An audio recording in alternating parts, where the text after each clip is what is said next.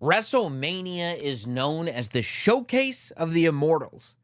But what's it like to be one of those immortals being showcased? Main eventing WrestleMania is an experience that can only be explained by those who have gotten to do it. Luckily, here on Notsam Wrestling, we've gotten to talk to some of them about just that. From Charlotte to John Cena, Bret Hart to Edge, Daniel Bryan to Roman Reigns. What is it like to wrestle at WrestleMania? Here's your answer. As told by the superstars who did it. I don't know. I've been wanting to talk to you about this for a couple years now because I just kind of came to this realization, right? That when you track your career in WWE, you hit that where you're the guy, and then you lose to The Rock at WrestleMania, which a lot of people would not want to do in the position that you were in. You get your victory back in the main event the next year. And the part that tripped me out was it's the last WrestleMania main event that you got. You didn't main event WrestleMania after that. A lot of people hold on to that spot and go, no. Like, I'm main eventing, I'm going to win. And it's not something that you ever did. Is that just not, did it never occur to you? Not once. That is not how I operate. Mm-hmm. And I try to instill that mindset in young performers of you can waste your time in jockeying for a position, and you can use your time. I don't want to say it's a waste because it's worked successfully for people. Or you can just get your opportunities and make the best of them. Hey, we need you to do a Firefly Funhouse match. What's that? I don't know. All right, let's get weird. We need you to build a WrestleMania program with The Undertaker. He's never going to be there. And by the way, for the first half of the show, you got to be a fan. No problem. Yeah. How does that work? I don't know. You just talked about a wonderful moment in MetLife Stadium. Yeah. I was on first this year. Yeah. Yeah, you were. Yeah. Okay. And by the way, if you're keeping score, I finished second place. Yeah. What is it with Sheamus in WrestleMania matches? Do you know what? When they, for WrestleMania 30, when they told me that they, Vince pulled me into his office and he was like, I want you to wrestle Sheamus. Yeah. Like, and WrestleMania 30 is the WrestleMania that you ended up main eventing and yes, winning the world title. Yeah. And at the time I was very popular, right? Yes. Like, to me, like at worst, like third most popular guy on the show. But I sometimes, depending on the building, more popular. But it was just strange because like I was thinking like, okay, I've had a really good year. What am I going to do for WrestleMania? And I was really hoping for like Shawn Michaels or for Triple H. Yeah. Right? And so when Vince pulled me into his office, I'd like to talk to you about your WrestleMania match. I was like, ooh, what's this going to be? I'd like you to wrestle dun dun dun Sheamus.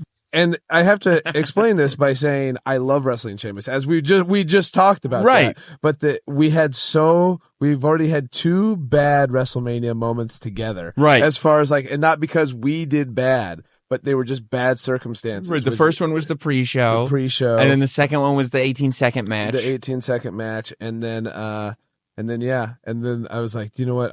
The last thing the WrestleMania crowd wants to see. Right. Is me and Sheamus. Right. They know what happened when Sheamus and I go to WrestleMania. Right, yeah. So was that ever, what were the plans for WrestleMania 31 this year when you ended up in the Intercontinental ladder match? Because after, they kind of had another Royal Rumble debacle somewhat with things not going exactly how I would assume they thought it was going to go, with another kind of babyface that got booed in the main event. Was there a thought of you wrestling Sheamus again? Yes, there was. Yes, there was. This year it was going to be Daniel Bryan and Sheamus. And I don't know what I think, at some point it becomes like a rib on me. And not a rib on me, but also a rib on Sheamus, as far as like, we're going to, but, and this is the thing, I would love to wrestle Sheamus at WrestleMania and have like a real good match if both of us are at, like, if there's a good story to it and that sort of thing. But, it's hard because now when you look at WrestleManias, there's already so many guys on them without talking about the guys who are full-time guys, right? Right. Yeah. Right, So, right. Okay, there's an Undertaker match, there's a Brock Lesnar match, there's a Triple H match, there's going to be, so-and-so's coming back, so-and-so's coming back. Well, then for the full-time guys, how much time is there really? Yeah. And so, so then you're already looking at it and you're like, well, if I'm wrestling, this is what I was thinking at WrestleMania 30. If I'm wrestling Sheamus, that already puts me at like the fifth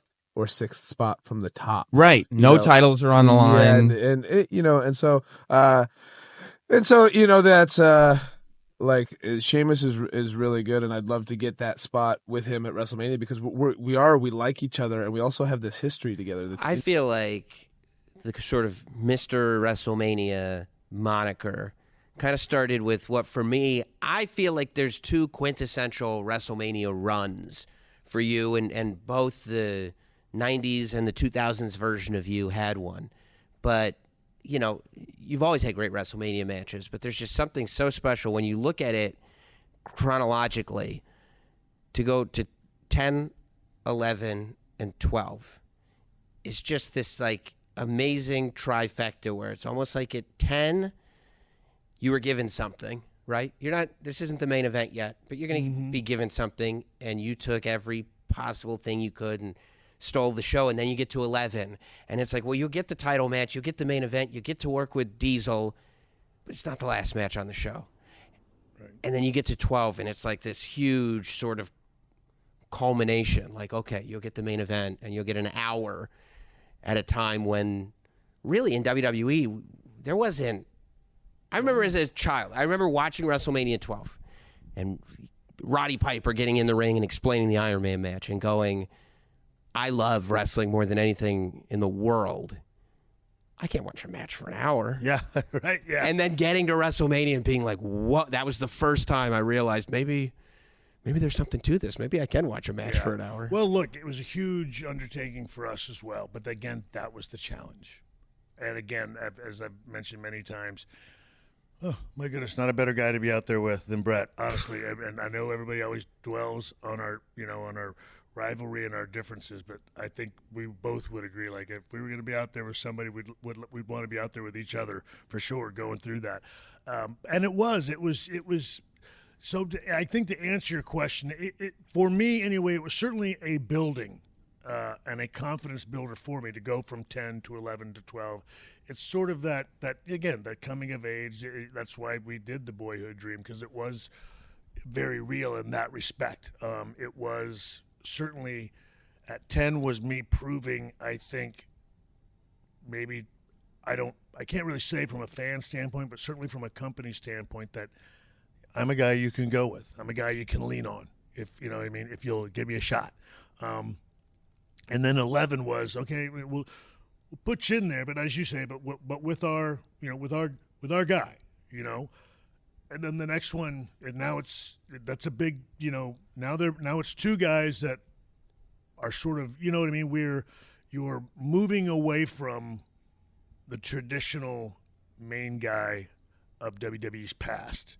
And that even at 12, that was a big moment for both Bret and I. Yeah. And I'm sure it was, for him, just, winning the championship. It was a very monumental time, I think in wrestling, and even, from a company standpoint, was he and I doing our best to show you that you didn't have to be one-dimensional with who held that championship title. We could, again, the audience was becoming so much more sophisticated and so much more appreciative of really sound wrestling and good stories and good matches. Again, that we at least deserved a seat at the table, if nothing else, or some consideration. Like I said, so I think it's special in that respect, is sort of the ground that was broken. Yeah, I would agree. What did it look like from the top of that stadium? That entrance for 12 is like insane. And when you look back on it, you're like, the spectacle of it, the fact that this is a human being on a zip line going through that whole stadium is still like mind-blowing, especially considering in your head, you're like, okay, I got to get this entrance done. Then I got to get this 60 minute. We get an hour. Yeah. What's going on here? But it's nerves. And again, I know everybody's heard the story, I think, because I mean, because again, I had to do it, before every match. What I mean, I have a last minute, bathroom break that I have to take. You know what I mean? And there's times it's been relatively close to the gorilla position, and finding a trash can somewhere very, very close by. Well, up there's no trash can. You know what I mean? But there is. Bring a bag. Well, no, but there's whatever the stuff that insulates. There's insulation. Right. That absorbs. You know what I mean? So, I was able to take care of that aspect of it, and then you get hooked up, and it is, you just, I don't know, you look down on it, and it really is. It's at that time, it's really hard to take in, and you've got so much going on here, and it's the match. Honestly, the focus is, don't look like you're zeroing in on the match. Try to enjoy this ride. Again, it's your entrance. It's you know what I mean? You got to look free and easy. But, again, you know what I mean? It's just you're on this. I did it one time before. We did it one time earlier that day. But you don't, you're just worried about getting down there. You're not worried about having to, show excitement and be the heartbreak kid in all of that, So you're not. You're not having a lot of bouncing on the wire and stuff like that. Right. So, it is. It's just there's a multitude of things going through your mind. But the one thing that keeps you grounded, again, is once you get down there, he's got his time to come to the ring, and then we got an hour. So we're going to have time to settle in one way or another. Like I remember when I had the Iron match with Shawn Michaels. Right.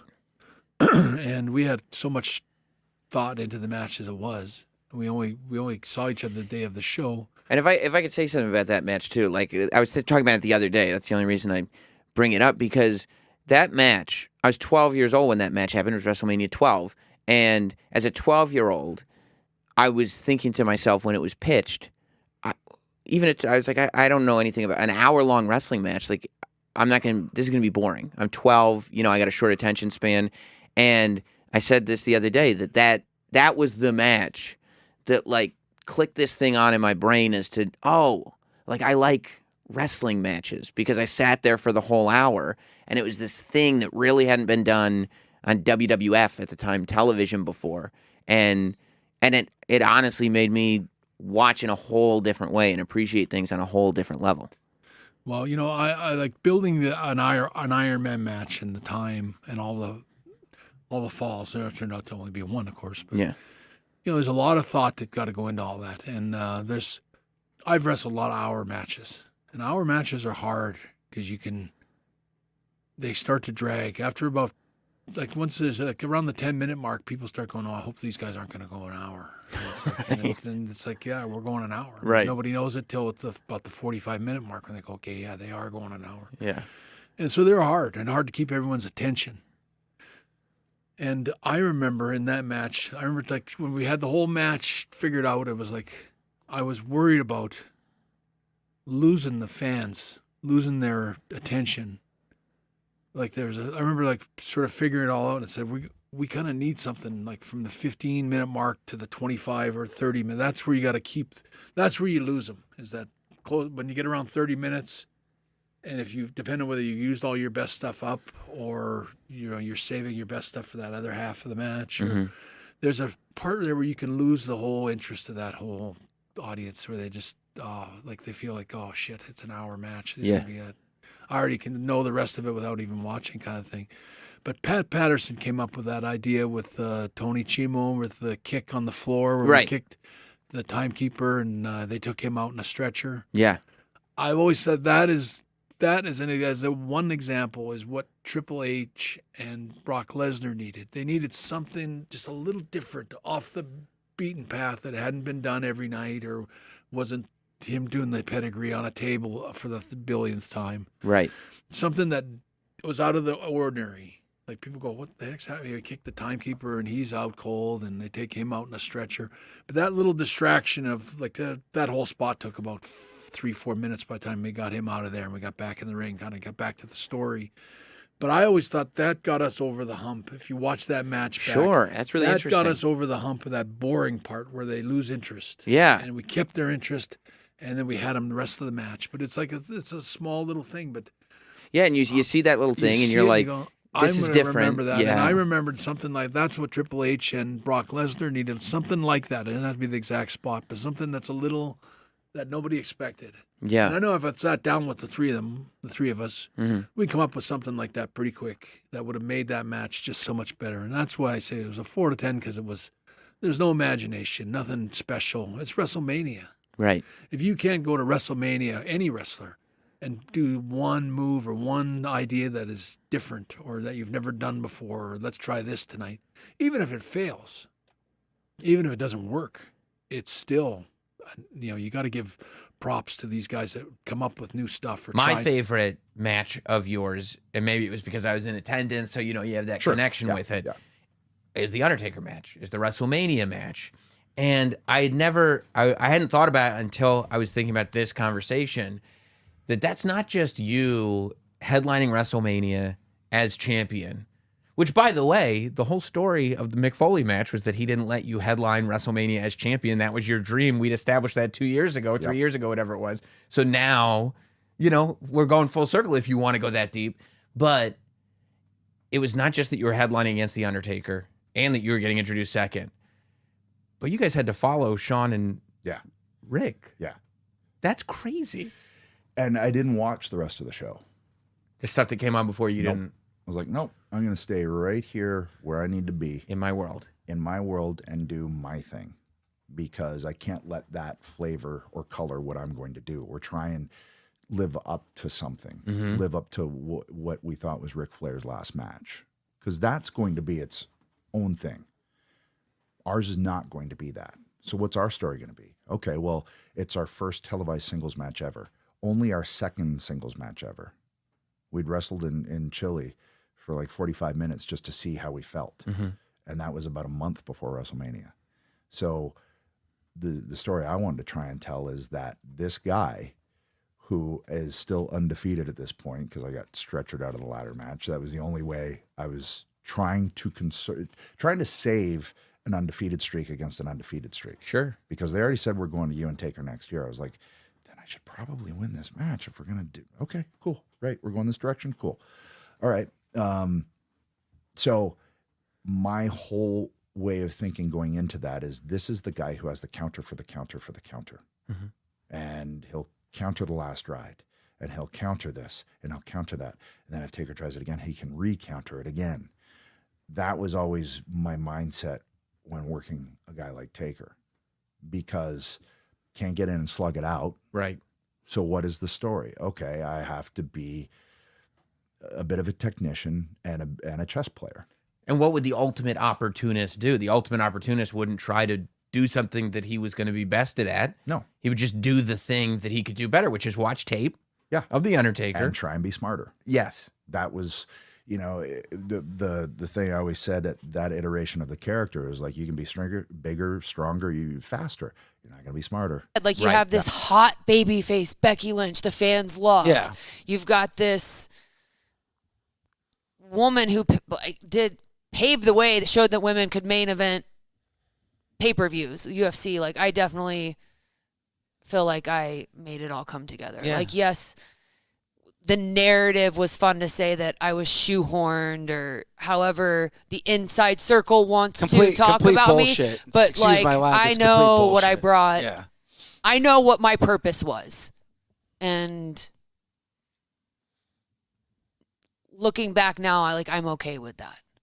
Where does that perspective come from? Like, I think that you're right in what you're saying about how the way people look at you 25 years from now, 30 years from now is going to be completely different than the way you're looked at or treated right now. But most people don't know that as it's happening. Most people don't have that perspective, right? Because do you feel like people are constantly poking at me and I never give them anything? Yeah. What do you mean? Like, I've been so consistent in the public. Yes.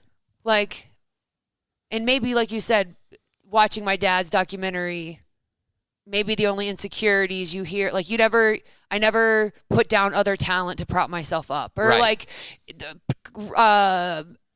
there's constant Charlotte hate like on media, like but I don't absolutely. like it's over here. You don't fuel it. You don't fuel it. I don't also fuel noticed that. There you go. I'm sorry, I couldn't find the word. I don't fuel it, and I feel like sometimes that's what they're looking for. Like they want me to like. No, I was a part of helping 35 happen. Like no matter what they want me to say, they can, no one will ever take that away from how I feel about myself and the performance and the storyline. Like, but the first one's about Brock Lesnar. I was there at WrestleMania, and the thing that struck me is when you got in the ring, I was in the second row. you guys were hitting each other as hard as you could. There was no stomping on the mat. There was no theatrics. It was like, I've seen Brock do it, but like you instigated it. Like it felt like you went in there and you were like, I've got one option here. I'm going to show Brock that he's not going to, there's no bullies here. I'm glad somebody's got their eye on the ball. That was the goal, man. Is that something that you talk about ahead of time? Like, okay, I'm not going to pull any punches. You shouldn't either. Or do you go in there? You don't talk about that. You send a message. Yeah, it's WrestleMania. Yeah. It's Brock Lesnar. And don't get me wrong. I fear, like everybody else. Sure. But I don't fear other men. Right. There's other things I'm scared of in this world, but it's not another male. Mm-hmm. I don't care how big you are. Mm-hmm. I don't care. I've fought giants. I'm dealing with another big one as we speak. Mm-hmm. There ain't no scared in me when it comes to, defending myself or being in combat. And that was my goal, was to make him look different. And I hit him right in the mouth the very first. And I was watching, he did exactly what Brock does. He scooped me up like a beast and he ran me, and then I kept punching and he kept throwing. And at the end of the match, I kept punching. You know what I mean? That's just the way it was. Especially the first 5 minutes of that match is a fight. Yeah. And you're just trying to figure, it does not start like a wrestling match. No, it is a fight. There wasn't no tie up or nothing. We didn't. And by the way, that's why the next night, Brock Lesnar, you could see the welts on his face. Yeah, he threw me around like a rag doll, just like he does. Uh-huh. And I hit hard and I hit often, just like I do. It was really neat. And if we never do it again, I'm happy with that. Yeah. I'm happy with that. My body finally feels okay from that, but it took a while, man. It really did. But like you said, rough. You got to lay it all out there because you have a WrestleMania main event. Whether you're winning, whether you're losing, who knows if you'll get another one. Had to represent, man. Right. And you were there. You were probably close to my family members. I have my father, my mother. They're. I saw your family actually. They were pissed when Rollins' music hit. Yeah. They were mad, legit. Not there's a camera on me, I'm pissed. They were like, what is this? There was Samoan anger in there. Yeah, those are the type of reactions we're looking for. Right there. Those are the spur of the moment reactions. But that's what that match was. It was physical, and because of the physicality, it'll be different than any other match. I think you'll see all kinds of technical wrestling, awesome wrestling. That's not what that was. No, that was a fight. That was a fight. And when did you find out that you were going to be the champion? Obviously, you cashed in at WrestleMania, but when does that come down? Is that weeks in planning, or is that? Guess what, buddy? Well, so yes and no. I can't detail the whole story, but if it was weeks in planning, I didn't know about it, and I didn't really find out until the day of, deep into the show, for that matter. Yeah, you're like, guess what? Don't make plans for tomorrow morning because you're doing today's show. Yeah, that's actually say that. Yeah, that's actually what was said to me. They're like, hey, when I was ready to do the deal, it was like, hey, you got family, friends here? I'm like, yeah, I do. Well, say your goodbyes because you're getting on a jet tonight. So pack your stuff. You're out of here. What? Where are we going? Today's show. Oh, well, all right.